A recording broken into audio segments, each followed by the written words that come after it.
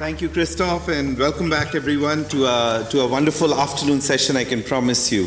So we will continue and deepen our discussion, and I have to say we have a truly extraordinary panel before you. It's going to be a real treat. These are extraordinary leaders who have done remarkable work in their areas. And so, without further ado, I think the point is to listen to them. And so let me just do a very quick introduction, but I'm sure you know of them in any event. But let me just say, to my right, Luis Moreno Ocampo, first prosecutor of the International Criminal Court. Luis's work continues to inspire us in the global fight against corruption. Just 2 days ago, I was telling him I was in Madrid, and I was quoting his work on Montesinos in Peru. So very good work done by Luis. Please give him a big round of applause. Mr. Christoph Daum, former German professional football player, international football manager, and one of the most celebrated coaches in Germany's football history. Very warm welcome, Christoph. Mr. David Walsh, award-winning sports journalist, chief sports writer of the Sunday Times, and he has really done one of the most remarkable pieces of work in a number of areas, including Lance Armstrong, and I'm sure you'll hear about it. Very warm welcome, David. Dr. Mustafa Al-Sayed, Secretary General, Royal Charity Organization, Kingdom of Bahrain, and we'll hear about the good work being done by his organization. Welcome. So without further ado, I'll turn it over to Luis first. We will go in sequence, roughly around 8 minutes per person. So over to you, Luis. Okay, thank you so much for inviting me. I just arrived.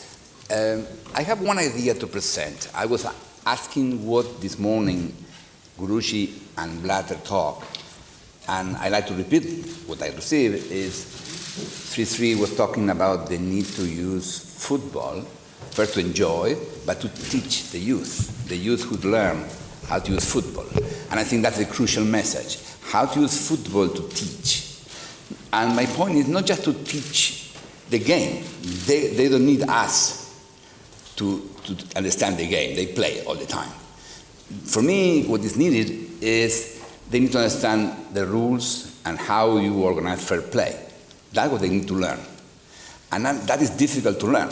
I'm always going to this football stadium in Argentina, and the judge has no fans. Whatever he decides, the other side, against the other team, they criticize. So it's difficult in football to understand the role of FIFA. And that was my second point. The idea of Blatter to use how difficult it is for FIFA to explain the rules and to respect the diversity of the countries who join us. But I think the common language there is, okay, how FIFA is not playing. When Messi makes a great play, no one is thinking on FIFA. So the youth understand the players, no FIFA role. And I'm sorry I've not listened to you, but I'm very interested in Armstrong's story. Because for me, Armstrong is a perfect example of the problem of today. Because when we think in good people, we believe in Mother Teresa, Hitler is a bad person, and Armstrong was a hero, but then became a disaster. And in fact, I think in some way Armstrong was the victim of the system where he was playing. Everyone was using doping, and he was a very good competitor. No? He also won the competition on doping, and he became a bad guy. So I think rules of the games are critically important. With very good rules of the games, Armstrong should be totally different, and no one is thinking on that. And because I was a prosecutor of the International Criminal Court, I had to deal with genocide. For me, that was a big deal. And my proposal today here is propose FIFA to start to use the game to explain the rules. And for me, for instance, a basic idea to playing, okay, FIFA did the internal thing, that's very important. But we have to move forward, and think how we can use the game to explain, for instance, the need for impartial judges. As I said before, judges have no fans, but no one will accept that the judge was using a T-shirt from one of the teams. That would be unacceptable. And that's the idea for me, so I produced a short video showing how we can teach about these basic rules. So I present the video using, okay, first start with the importance of the internal work. In 2011, FIFA boss Sepp Blatter presented Mark Beard to the media as the man who would clean up world football's governing body. FIFA has welcomed the critical appraisal in the committee's final report. That a competition as big as the FIFA World Cup can now be a platform for change. Because football is about freedom, equality and respect. And people have a right to want a more equal, better world for their children to grow up in.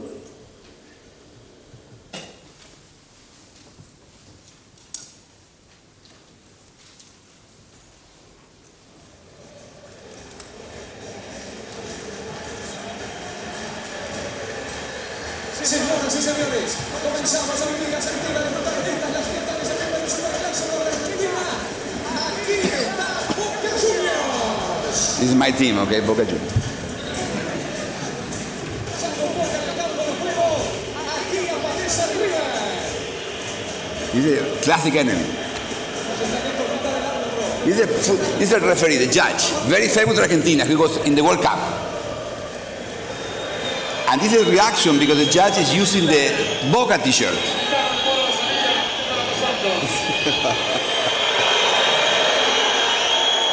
The judge is using the Boca t-shirt. So that is unacceptable. How the judge could use the Boca t-shirt? So, okay, I did it with my nephew, so it's very basic. But exactly, you are laughing. And I love it because that, for me, we can use FIFA and football game to explain basic rules. And just to finish, I'm always talking about these issues, and I found different countries have a completely different approach to rules. Example, I was giving a lecture at Freiburg University, explaining to them, look, in Germany, rules are really respected. For instance, in Berlin, you can go to the subway, and there's nothing controlling you. You can just go to the train. But everyone pays tickets. Everyone buys the tickets and pays the ticket. Even a few inspectors coming. In New York, I live there, or in Buenos Aires, no one would pay. And then I have a story, because when I was in the court, two of my officers were in Brussels, and they were arriving late to a meeting, so they went to the subway, and the train was coming. And the French lady said, come on, we have to jump in the train. And the German officer said, no, we cannot do it. Why not? The ticket office is closed. So for him, it was impossible to go to a train without a ticket. And I make this story to mention the difference between Buenos Aires, New York, Berlin. And then a German student came to me and said, you are right, you are right. I went to Buenos Aires. I was going to the River Stadium, one of these two teams. And the train station was 2 kilometers after the stadium. So I was seated, and when the train was in front of the stadium, the fans took the brake emergency and stopped the train. Exactly, in the middle of the railway. They opened the automatic doors, they jumped out, and with a big flag, they crossed, they stopped the freeway and crossed. And I said, what you were doing? I'm German, I was enjoying, but seated in my seat until the train station. That example shows explaining through the football that judges should be impartial is absolutely relevant. And my invitation is we can do this seriously, professionally. We can support the idea to use the football game to understand how important are the rules. That is FIFA's role. Thank you very much.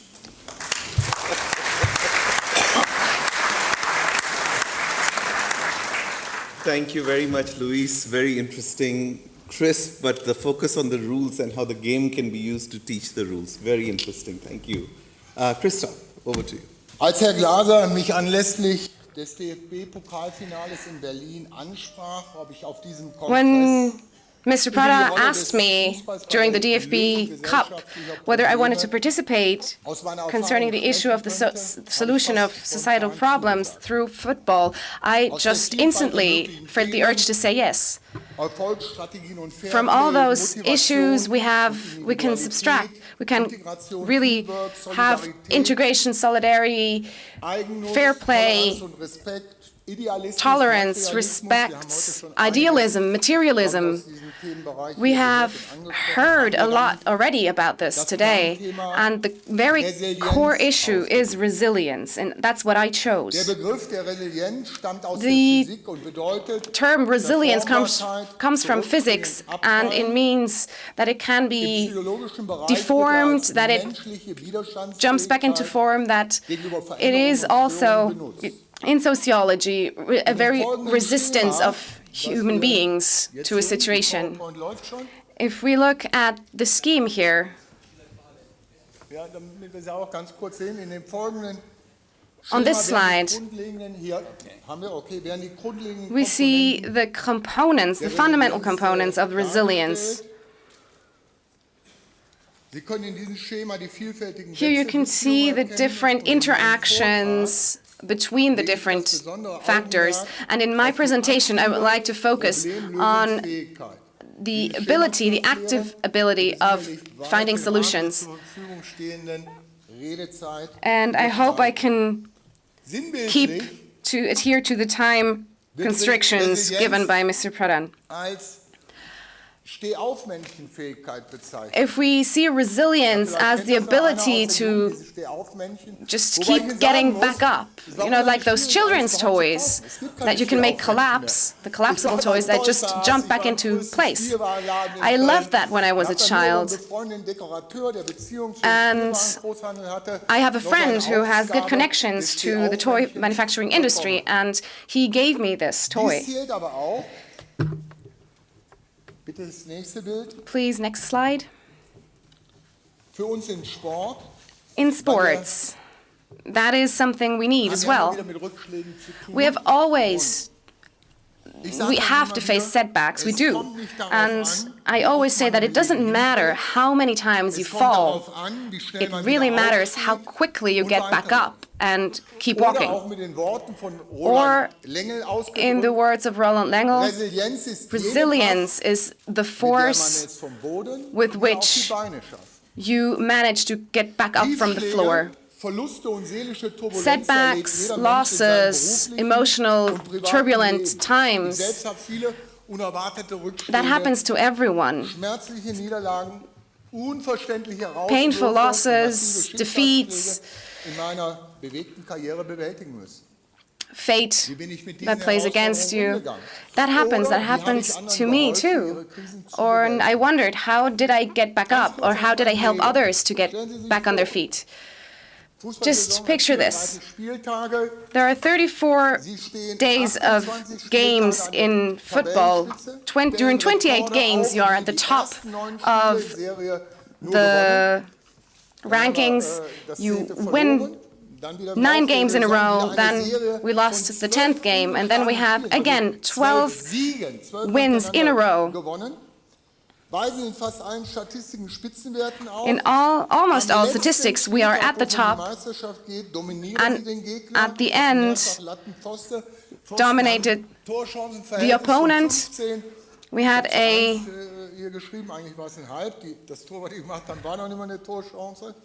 ratio of 15-1 at aiming at the goal, and you end up second place with just 1 point less, and at the end of the day, lose their job because you didn't win. And then many things you lose financial means and everything, and how do you deal with that? Here we have 2 different sides. We have defeat and we have victory. And it's a very thin line sometimes. In my job, being let go is part of being a coach. Those are the decisions that are not in my hands. I have to know the rules in my professional life and accept them. After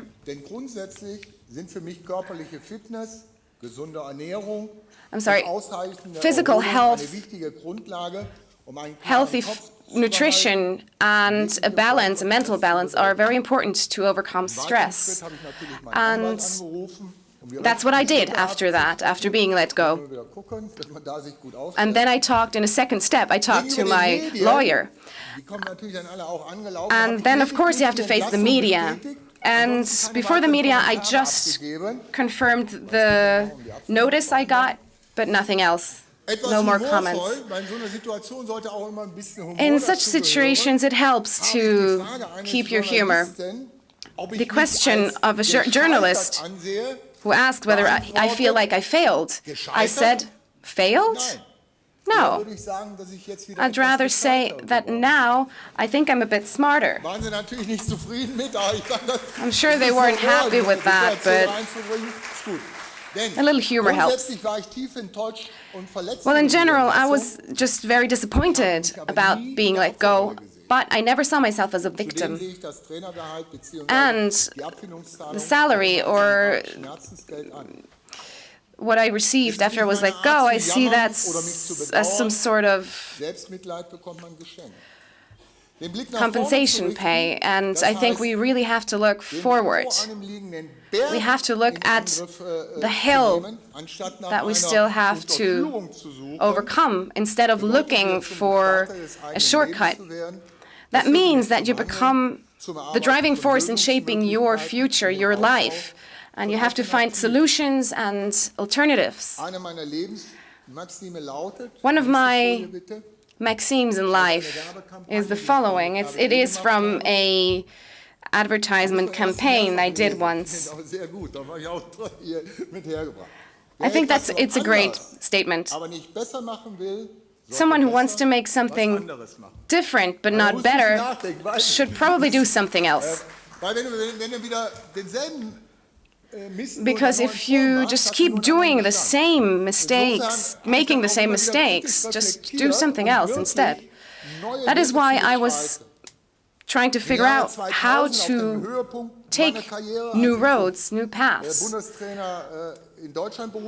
When I became national coach of Germany, I was hit by fate very hard. If a loss is like someone throwing a brick at your head and being let go is even worse, I was suddenly confronted with the accusation that I violated the narcotics law. And I there had to find a way from being a victim to someone who takes their fate into their own hands. I had to make myself aware of what I could change and do better in the future. Learning from your mistakes to get out stronger means to grow.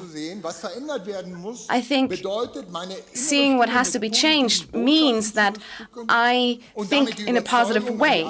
I try to convince myself of my own strengths. This honest reflection on myself really helps you gain some distance, and you just have to shake it off sometimes, and that's something, well, what I say to players after losing a game, I ask, what can we learn from a dog? After a dog falls into the water, what does he do? He just shakes himself. Everything just, the water just flies away. And that ability, we should have that ability as well. Maybe I need some other activities. I will do some other things. I don't need that hand microphone. Thank you. So I was in Florida after that, and it helped to gain some distance and to see it from a different perspective. And those critical partners with which I had dialogues, interesting dialogues, really helped. Americans often have a certain easiness to talk about problems, to find solutions. And that's what they say, shit happens. And sometimes it does. And here you can see another image. And I think everyone can subscribe to this. Success is not forever and failure is not fatal. Of course, when you fail, attitude can change and sometimes you become a bit fatalistic, but It doesn't have to be. Selbstbeschuldigungen ein, die zum Teil sogar bis zur Sometimes it's really destructive what we do to ourselves in those situations. As coach, I was challenged in that situation, and I saw it as an opportunity, as a new challenge, as someone giving me a new direction. And I think I was successful in solving that problem. After 2000, I won 3 championships, 2 cups, and many Champions League and European League games that I saw and won.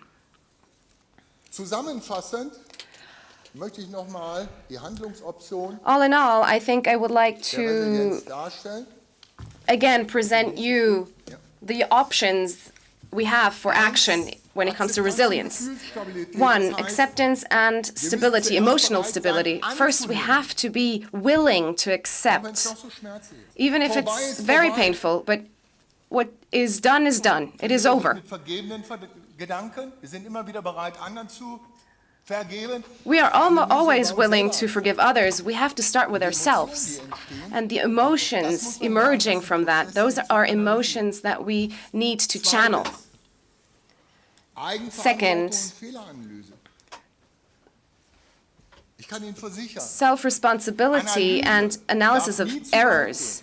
Analysis should not go too far because that analysis can lead to paralysis. To learn from those indications, from those experiences, and to have an insight from that. Those are the right steps. Optimism and optimism. We have to trust that it'll be better. To learn to read signs, learn from them. Each defeat has hidden potential, positive aspects. They are not always visible immediately, but they are there. And effectiveness and be confident, self-confident. We have to find a way out of that role of the victim. And in time, we have to build a social environment that is good for us, invest in it, so we can feel supported in difficult situations. We need to look for that help actively. However, we also have to be open to it. Realistic goals as well. That's the next thing. Next important step. We should not have unrealistic goals and want the biggest success, but we should be realistic about our goals. And we also need alternatives. Usually there's not just one solution, there are many. And take action instead of lamenting things you can't change, and face challenges, take new approaches. Often I have dealt with the worst case scenario to be prepared for the worst case and not just be paralyzed by it. And sometimes I fantasized about the future. What do I want? What's the ideal situation I want? That's what I wish. Resilience, with the words of a football coach, resilience is like a muscle. The more you train it, the stronger it becomes. A significant source of fortune, freedom, and happiness, and that is to be able to deal with defeat, with negative situations. I would like to thank you very much for your attention. And this phrase, all of my children have that phrase in their room as a poster. That's what I really wish for all of us. Again, thank you for your attention. Thank you.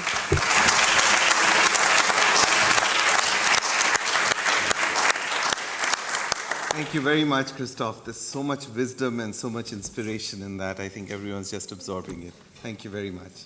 David, over to you. Ladies and gentlemen, the stuff that I'd like to talk to you about now over the next 10 minutes or so is personal to my experience, personal to my life. I'd like to thank you for all being here, because ethics in sport is a huge and important subject.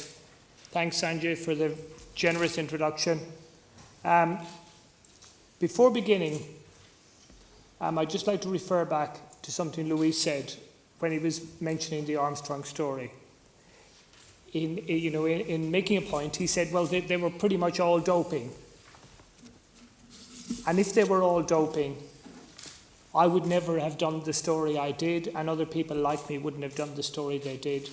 They all were not doping. There were people in the Tour de France in 1999 when Lance Armstrong won who were clean. They were swimming against the tide. They were being screwed by the system. And if people were fair-minded, as they should have been at that time, everyone would have been on their side. They were on the side of the cheat. But what I took from that moment in 1999 was that there will always be people who want to do things in a correct way because of their nature, because of their background, because of their parental guidance, whatever. Those are the people whose side we should be on.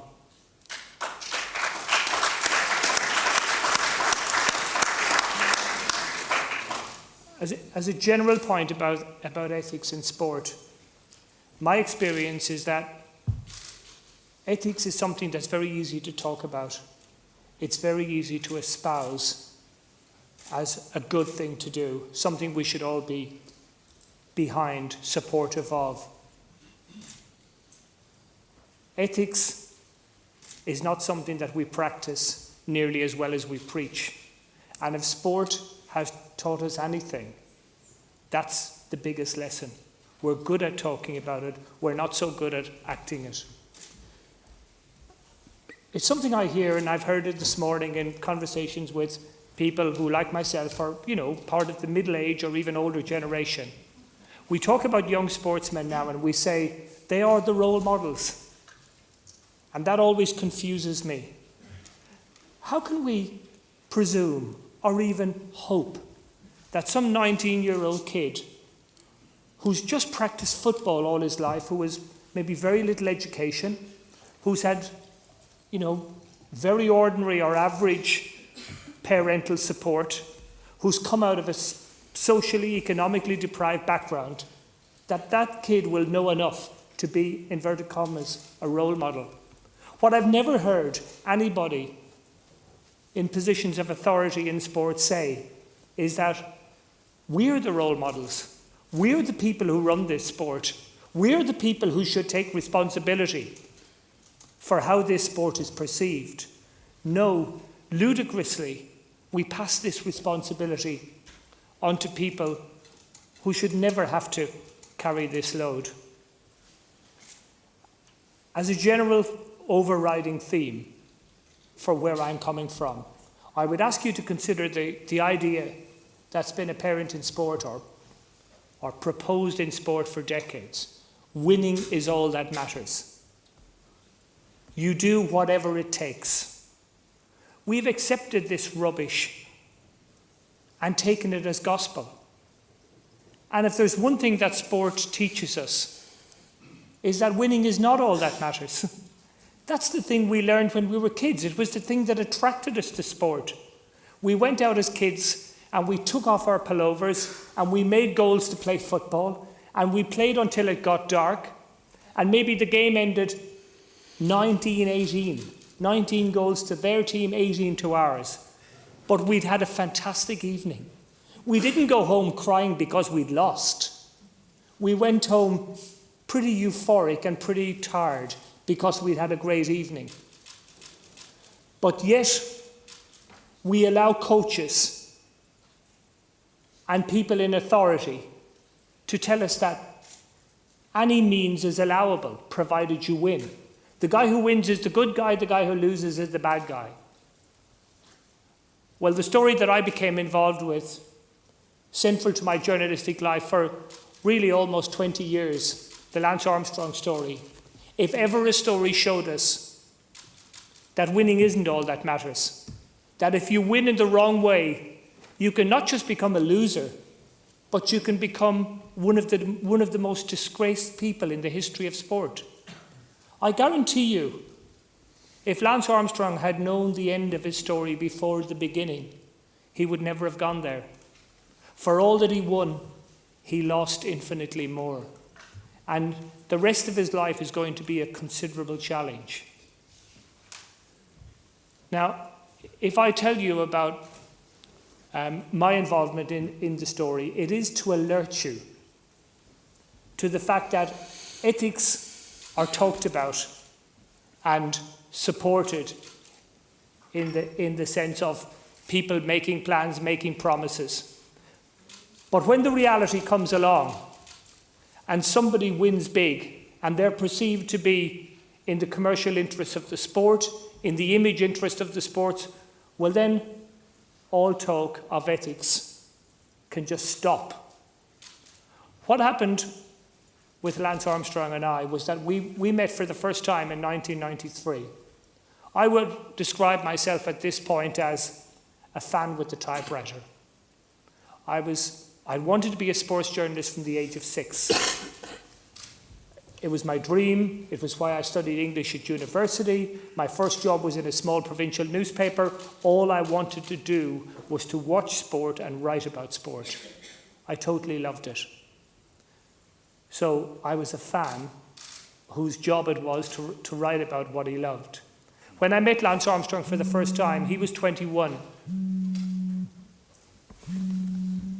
Sorry, I think that may be my phone, which I had. He actually called me before, which was a funny call. If I could interrupt my narrative to tell you, basically he called me one night because I had written a story in 1999 when he won his first Tour de France, at which point I was convinced he was cheating and a fraud. And I wrote a piece in the Sunday Times that said, in the year 2000, my New Year resolution is to bring you evidence of the man I regard now as the greatest cheat in the world of sport.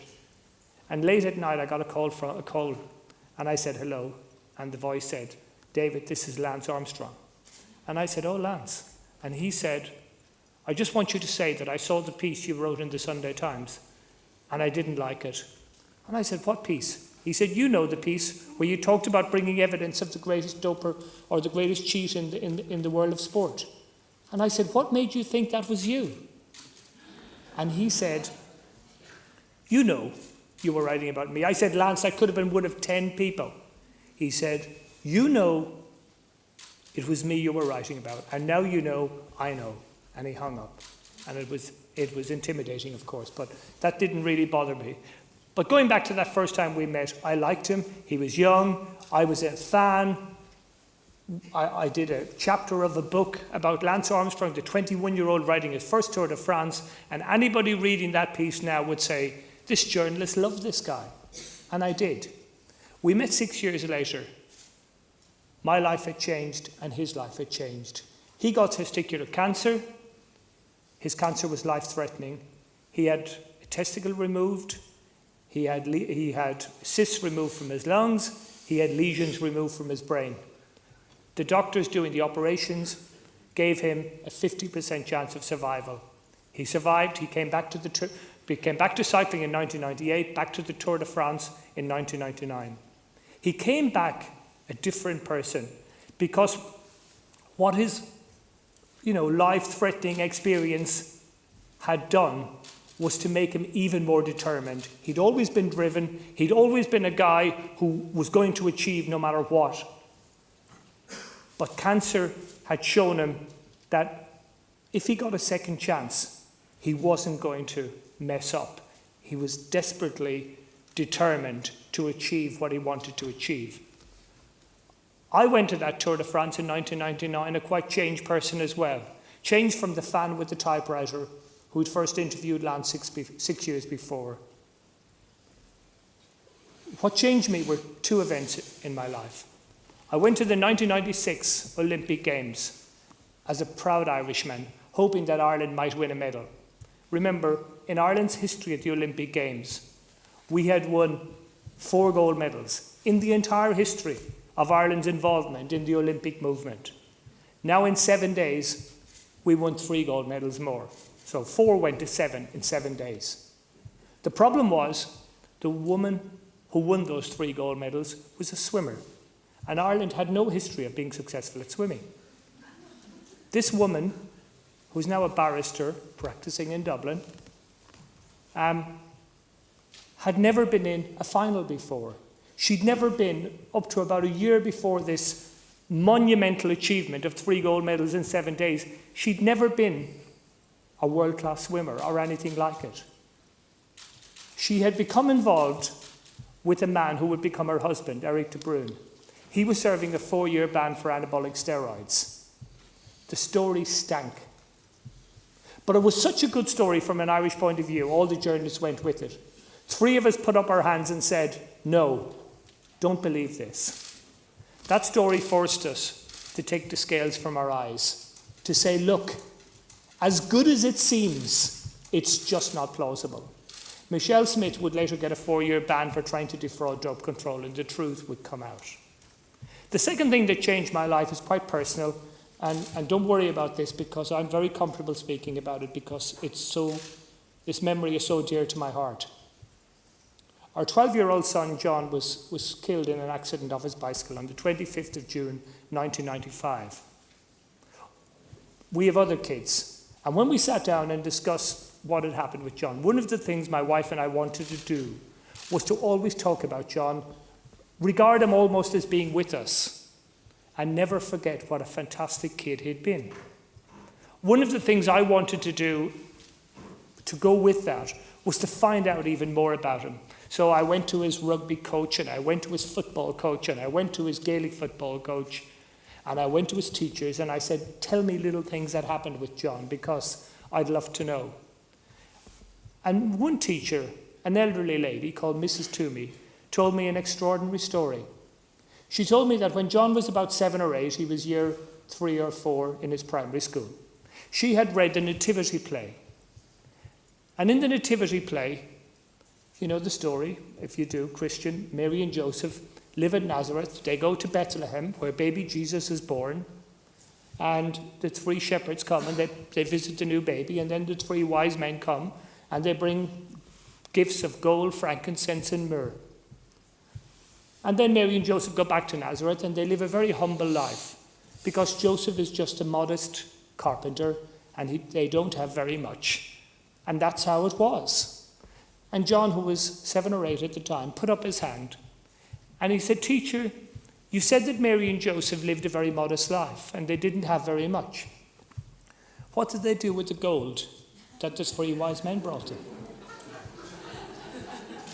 And she said, John, I've been telling kids this story for 33 years, and nobody has ever asked me that question. And John didn't back off. He kept looking at her like wanted an answer. And she said, the honest answer is I don't know. And John just said, well, it doesn't make sense to me. And I thought, journalistically, that was the best question I think I've ever heard asked at a press conference that wasn't a press conference. It was blindingly obvious question to ask, but so obvious that everybody else was afraid or didn't think to ask it. And I have to say, you know, it will make people feel slightly uncomfortable, but when I was asked to come and speak at this conference, I thought, yes, you know, World Forum for Ethics in Sport, I would like to contribute to that. But why is it being held at the FIFA offices? Yeah, I mean, I know that if John were around, he'd say, Dad, it makes no sense. Because you have to surely earn the right to host a conference like this. Now, I look forward to FIFA's reaction to Michael Garcia's report, and I hope it's a reaction that makes us think things are changing, because things need to change in FIFA as well as in many other places. But following on from John's advice to me in that question about what Mary and Joseph did with the gold, I decided that journalistically I was never going to be the fan with the typewriter again. And when I went to the 99 Tour de France, it was absolutely clear to me in the first week that Lance Armstrong was a fraud. Now, you might say, how could you believe that when nobody else saw it, or very few people saw it? I would say my eyes were open going into it. I looked at Lance Armstrong's record in 4 tours. He'd ridden the Tour de France 4 times. His best place was 36th. He gets cancer, he comes back, and he dominates the race. And then, following on from what Louis said, and I know it was kind of throwaway line, there was a young French guy in the race, Christophe Basson. And Christophe was the kind of kid, if he'd been in school, he would have been a bit of a nerd. The other kids mightn't have liked him because the teacher would have loved him. But Christophe Basson said, you know what, in this Tour de France, you cannot win unless you're doping. He said, I'm not doping, but I can tell you that is the situation in this race. The other guys hated him for that. They bullied him. The one who bullied him the most was Lance Armstrong. And I decided at that moment, I'm on Bassong's side. The other pros called him Monsieur Proper, Mr. Clean. They meant it sarcastically. Imagine how poisoned a world becomes when a nickname such as Monsieur Proper, Mr. Clean, becomes a badge of dishonor. That's how it was. And my final point about this is that the Lance Armstrong story was a difficult story to do because the official world of sport, the sponsors, the race organisers, the media, bodies like this weren't prepared to do anything about it. Nobody was prepared to say, ethics matter, and there's very good reasons for investigating this guy, and we must do it. Nobody did that because the story was so good, so commercially attractive, so kind of life-affirming. Well, thank God the truth came out in the end, and at least, we know now what went on then, and it should serve as a warning to us. But I think time will adjudicate on how effective that warning was. Thank you.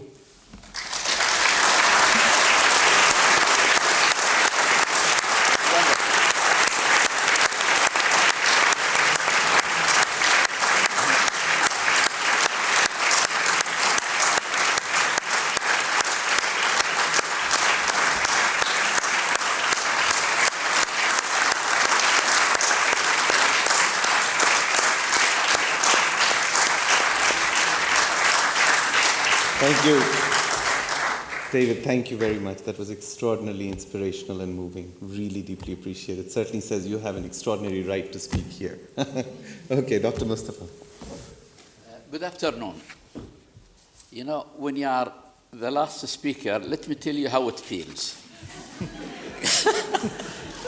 And of course, the further you are away from the panel, the happier you are. That's why you are laughing there.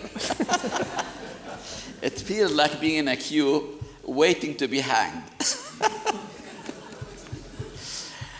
I was looking at the panelists to see what I have in common with them. Okay, David, I studied in Ireland, so I got some affinity, and did my master at Trinity College, wonderful place. And the great footballer, Christophe Dawn, I felt I have a lot in common with him. He won so many awards, medals, everything. I'm not good in sport. I never won any medals or cups. In fact, the only time I scored, the club was cancelled. Another confession I have to make, I used to be the chief of the oil industry in Bahrain, president, and then the king thought I was having a good life and moved me to be chief of the orphans. So I look after the orphans in Bahrain, and that's how I came close to the benevolent people who are organizing this program.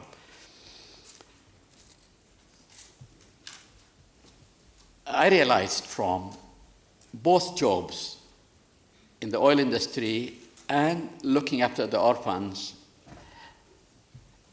the importance of sport. And seriously, I made some research on the relation between sport and productivity. It's a known fact that I was lucky enough to turn over a number of major companies from bankruptcy, and I mean bankruptcy, it's when you can't pay your debts to the bank, to multi-million-dollar profit companies, depending essentially on sport and utilizing the demoralized time of the youth in the organization to encourage them to sport. And I realized that when they achieve in sport, they go on to achieve more at work and in life and sport. So that's a fact that I have to share with you. I'm here to deliver a speech on behalf of His Highness Sheikh Nasser, a wonderful, charismatic, humanitarian, benevolent man who represents the King of Bahrain on charity and humanitarian works. At his level, I prepare to read his speech, and I hope I do justice to his character to make sure that I don't make any mistake, and especially when I'm sitting next to a veteran reporter, I must make sure that what I'm saying is correct. So please tolerate me. It is a great honor and pleasure to be here among such distinguished sports personalities and friends to address this very important topic of ethics in sports, which has increasingly become part of our existence. I wish to bring you the warmest greeting of His Highness Sheikh Nasser bin Hamad Al Khalifa, Chairman of the Orphans Organization, representative of His Majesty the King of Bahrain. The distinguished speakers before me and earlier highlighted the importance of sports ethics and its code of principles, and hence I will throw light on some issues which I hope will bring some information and will complement what has already been discussed.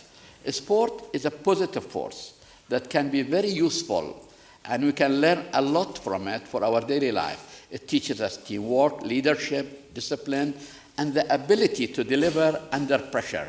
It can play a useful role in generating goodwill and creating unity among people. It can work as a controller of mind in a positive way. Ethics in sport requires 4 key virtues: fairness, integrity, teamwork, and respect. These core values are important to drive the best benefits out of sport. Sporting games have become global phenomena, and of course, football and what we saw in the World Cup this year in Brazil is a testimony to that. We saw passion and despair, and there were international issues involved. But overall, I saw more handshakes and hugs between opponents than foul plays. When a player lifts the World Cup, he feels he's lifting his country. That's how strong the passion is. In line with this, I like the rugby club motto. It says, for every goal we lose, we make 2 friends. It's not a bad exchange.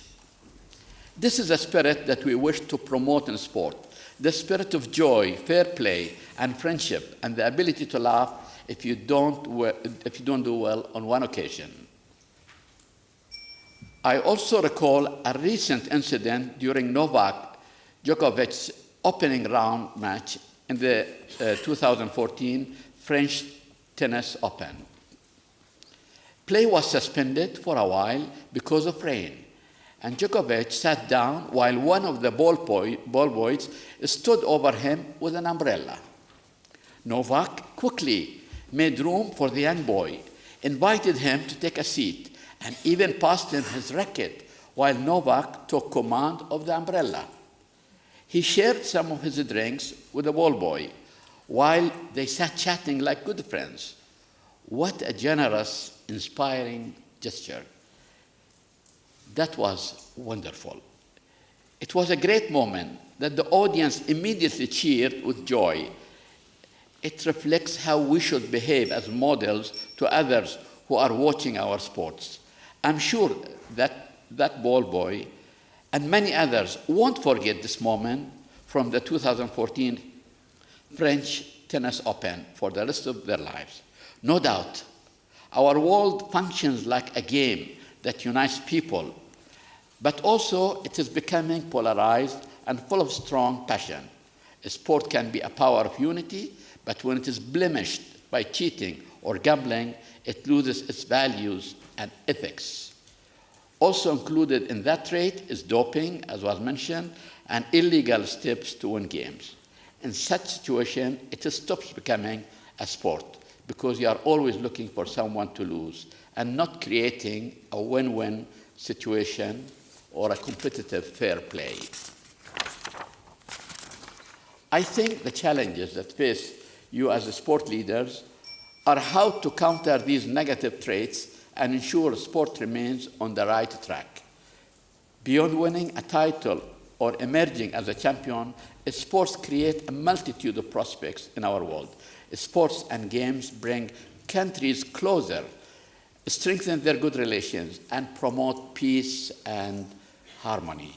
I know there is also a need for sport to uphold its shared humanitarian values, and there is a role for the governments, member of parliaments, some of whom are here, and sport officials to ensure that these values are upheld. I understand that FIFA has established schools in Africa to train and develop sports clubs to help the underprivileged to enjoy the pleasure of sports. That's very noble. Ladies and gentlemen, please allow me briefly to talk about my country. In Bahrain, we have taken a number of initiatives that has the support of the leadership at its highest levels, and it involves the community and ensures that the private sector has the honor of serving sport and the youth in Bahrain. For example, we have established, in cooperation with Real Madrid, a sports academy in Bahrain with noble humanitarian intention. This academy trains children, some of whom are rich and some are poor, and also many orphans. The money generated from the well-offs pay for the fees of the poor, the orphans, and the operational cost. You cannot imagine the joy of some of our orphans who visited Real Madrid camp in Spain this summer and rubbed shoulders with football heroes there at that place. We like to take this opportunity to register our appreciation. I just, last few lines. I like to register our appreciation to Real Madrid, of course. And of course, it's a great honor and great experience to be with all of you here in this prestigious summit, being the first of its kind. I'm sure we from Bahrain can learn a lot from this, and you can be sure the ideas that we learn, I'll take back home. Thank you for giving us the honor.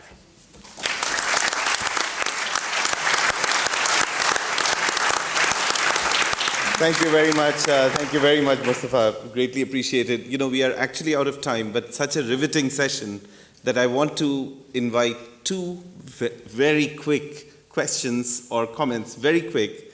But the onus is, given how riveting this session has been, your comments have to be really good. Really brief and really good. So let's see who are two hands that will go up that want to, okay. Number one, do I have a number two? Please go ahead. Can you get the mic to number two? Who's number two? If no one else will come, Luis will be number two. I have a question to Luis Moreno Campo. Okay. Okay. So,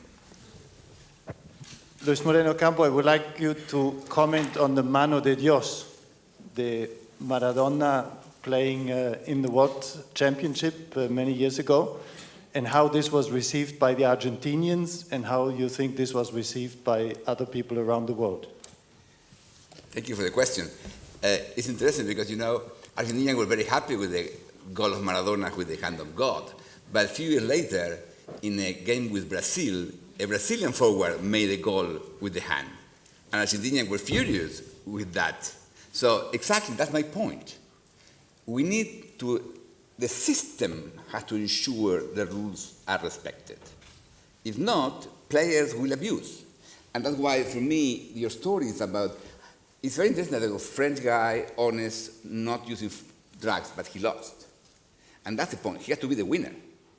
For me, what I'm presenting here is for me, the most important thing that FIFA can do is try to discuss and present to the world how the rules should be respected, because that will produce that the ethic people win. I don't need the French champion of the ethic loser. I like him winning.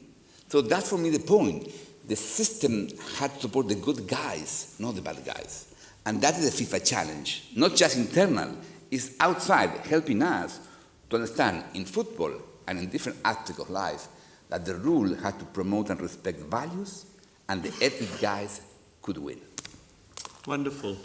Okay, so thank you very much. I just want to say that this was, for me certainly, it was truly a riveting session, very inspirational. We learned about the importance of the rules of the game. We learned about resilience of sportsmanship, but we also learned about resilience of investigation and the pursuit of that. So I think this was really powerful. Thank you very much. I think, Christoph, you want to now announce the next session, but please first join me in thanking my panelists here for an extraordinary session.